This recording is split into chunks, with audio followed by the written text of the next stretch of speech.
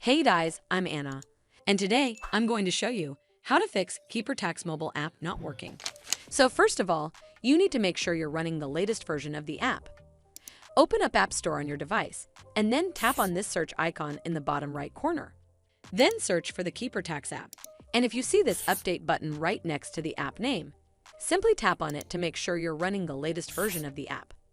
But if you still encounter this issue, then you need to clear App Cache. Go to your device settings and then scroll all the way down to General and tap on it. Then tap on iPhone Storage. From here, search for the KeeperTax app and then tap on it.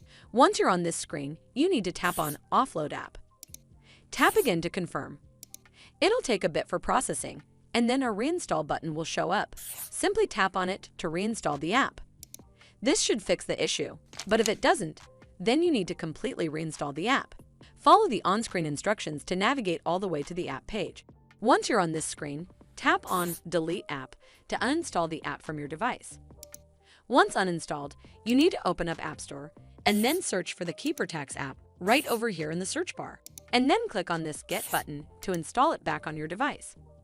Hopefully this will fix the issue, and if it did, then make sure you give this video a super thanks by clicking on this heart icon to help support the channel, and don't forget to hit that subscribe button. We'll see you in the next one.